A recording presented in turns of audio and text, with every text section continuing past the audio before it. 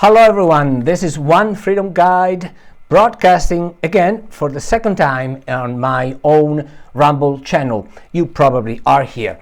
Well, it's not completely true, it is the second time because I have recorded this part 2 of A Glitch in the Matrix, our Canadian MP question, blah blah blah blah, the Canadian Parliament, already, 3 times. This is the third.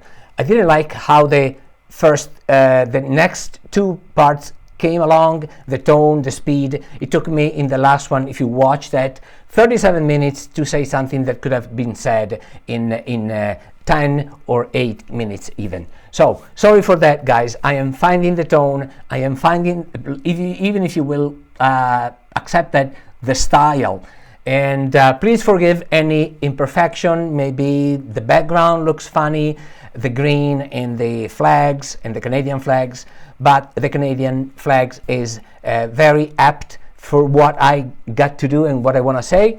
Maybe the green screen could have something more, but in this moment I am focusing on the delivery and less on the editing. As soon as I found an editor, maybe a small producer, maybe even a small editorial board, as they call it in the industry, I'm learning all of that.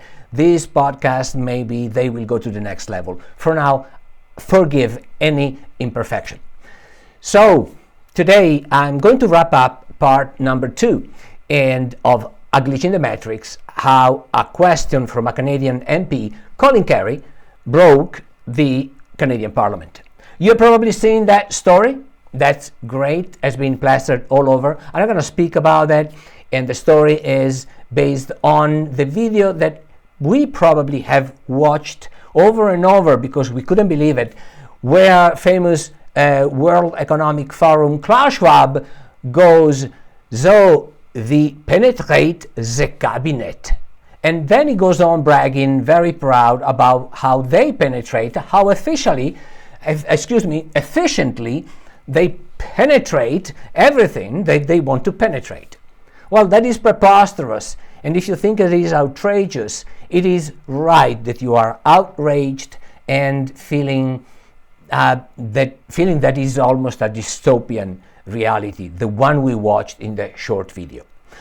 Today, what I want to speak about is what preceded that moment. February 19, Colin Carrie, MP for Oshawa, Ontario, asked a very inconvenient question. Now, Colin Carrie, again, thank you, sir. Thank you. What preceded, it is something that I will read to you in a moment. I won't read the entire email. I will only read the 2 paragraphs that matter, paragraph 4 and paragraph 5, because, as I said, I want to leave us with simple, easy action steps to take at the end of listening to this podcast. The action steps for today will be the 5th paragraph. But without talking about that yet, let me remind ourselves, myself too, who's my audience? My audience is all those that smell a rat. All right? If you are someone that has smelled a rat, either 20 years ago or just yesterday, you are in the right place. We are trying to understand what that rat is, try to give it a name or a face, and take care of it. One note of caution, please. If you are not smelling the rat, all right, or you smell the rat and you don't want to do anything about it, you don't want to open that cupboard, you don't want to move that closet, look in that hole, it is totally fine. All right? Totally fine. There is no judgment. We don't need to judge each other. We don't need to name call each other, especially for those that smell the rat as well. We need to stay completely calm in that argument. We don't need to address those that don't smell the rat and say, oh, you no smeller, why aren't you taking some genetic therapy, something that completely make you a good smeller. Why don't you do that? No, please. Allow the non-smeller to be non-smeller. Just that. Allow those that smell but don't want to do a thing, not to do a thing. That is freedom. Freedom of ideas, freedom of speech, freedom of thought, freedom of religion, freedom of travel, every freedom you can imagine. And that's the reason why this channel also is called One Freedom Guide. Guide being my name, and then the rest is a value I love very much. Freedom. Above everything, that is the state of being a human, to be free. So, what is important about the day before? On the day before, now that I've spoken about my audience and the how can I call it, the target, let's say, in that way. What is happening the day before, I hope is useful for us to understand how relevant are our actions, our own individual action. The day before, in the morning, I received 3 templates. Sorry, when I look down there, I'm checking on the clock because I really want to stay short and sweet today with this second part. I received 3 email templates. That is what happens in our own, call it freedom groups, patriot groups, Canadians, just simply Canadians that care about their Bill of Rights and Constitution. Another note of caution, forget about what is called the Charter. Forget about it. It's actually a beautiful, nice trick. I know, don't raise an eyebrow, don't go emotional on that.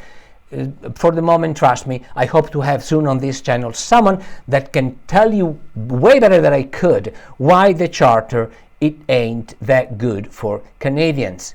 It's good for other things, but not for Canadians.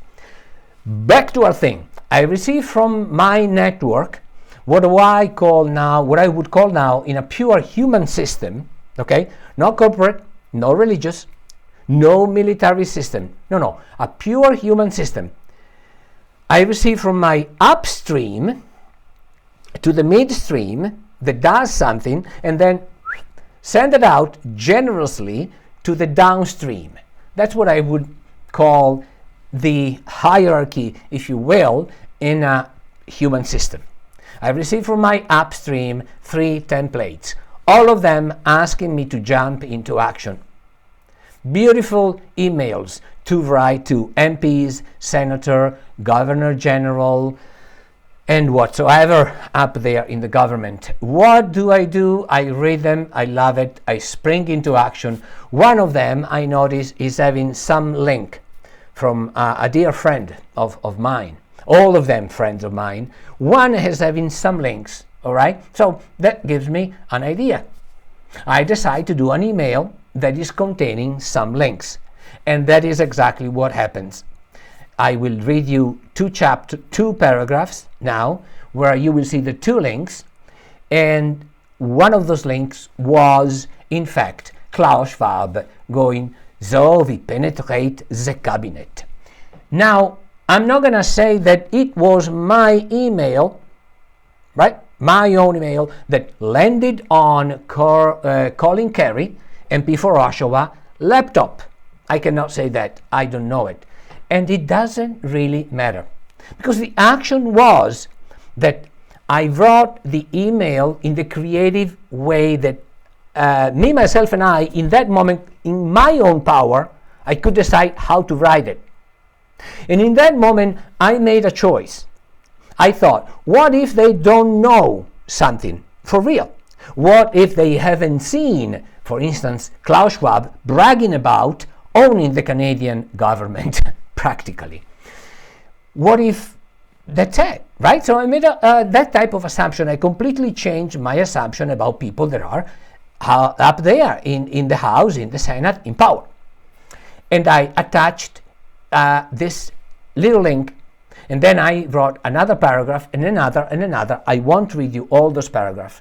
What changed in my style is that my email was a little less professional, all right? It was looking odd, excuse me. It was looking in italic, it was having some pieces in bold, some other underlined, but it contained the link, and I tried to craft it as well as I could for probably 2 hours. After that, I sent that email out to 338 MPs, 105 senators, and 200 other people in my downstream, in my network, as a template. It might be possible that then that template was caught by someone, cut and paste.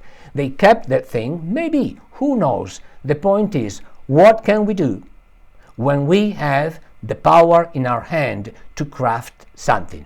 That is the message that I want to get across today. Canada needs you now. Canada needs your action now. Canada has gone crazy, loving our truckers, which are Canadians, not terrorists. Okay, no, I haven't seen, nobody have seen a terrorist there. And if they planted a swastika or a few Nazi weighing something, well, that is a false flag. So that is a false flag. The flag, the BBC, CNN, CTV, CBC, right? I think it's CBC, right? I don't watch them, but the flag they pointed at with their camera, typical of them, right? That was a false flag. I agree on that. We had a false flag. It happened. It was that framing, only that piece there planted. But the rest were Canadians. Grandfather, grandmother, father, mother, kids, children, all Canadian. It's us. We are the truckers. The trucker are us. I am Canadian. I am a trucker then. Okay? I am a trucker. There we have it. So, and sorry if I get heated about that. A little fly comes by, like I say, hey, you are heated. Sorry about it.